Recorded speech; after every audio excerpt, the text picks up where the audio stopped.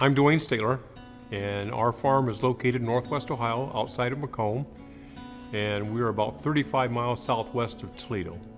Our family has been on this farm. I'm the fourth generation to live here, and it was started here in 1864. We are a grain operation along with a contract hog operation in partnership with Horde Family Farms in Bucyrus. Farmers in Ohio want to use pig manure or manure really in general over commercial fertilizers because it's kind of a multivitamin that we take in the morning. When you purchase commercial fertilizer, you can purchase 1, 2, 3, or 4 different items to put in your commercial fertilizer. And the natural hog manure comes with not only nitrogen, phosphorus, and potassium, but also has sulfur, zinc, iron, magnesium, a lot of those things that we have to pay an awful lot more money for in order to get for our crops. It's not synthetic, it's natural. It's come from the nutrients that was there before. You know, the pig has used it to produce protein, and then we use the waste of that to come right back. It sort of makes that perfect circle of doing sustainability. In determining on how much manure that we're putting out, we go through and grid sample all of our fields before an application is made.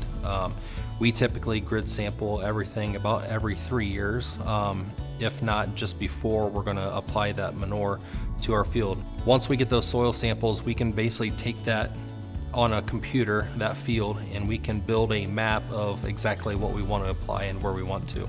So what that allows us to do is put it in the right place, right time, at the right, rate of what we need to do.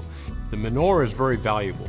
I've seen that go from a value of $8,000 to almost as much as $50,000 here that we saw a few years ago during the pandemic when we couldn't get commercial fertilizer and the prices just rose.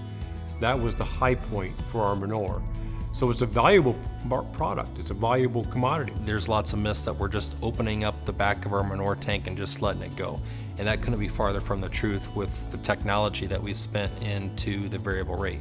But what the edge of field is allowing us to do is to know, okay, are there certain practices that we're doing, certain times of year that we're applying manure that we're losing nutrients more than what we typically are at a different time? And we're testing all the water that goes through our tile system, and we're testing all the water that comes off the surface. And as the testing equipment has enhanced over the last 10 years, we are doing a very good job of maintaining our nutrients in the soil. The misconception is that there's no regulation over farmers on how you apply your manure or what it is that you use for your manure. But Ohio has one of the strictest guidelines that has been set up by ODA.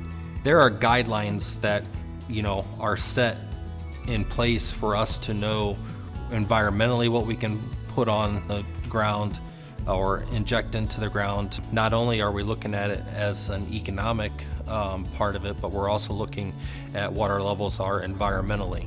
We're wanting to make sure that we're not doing anything that's going to hurt the environment at all when we're applying our manure on that.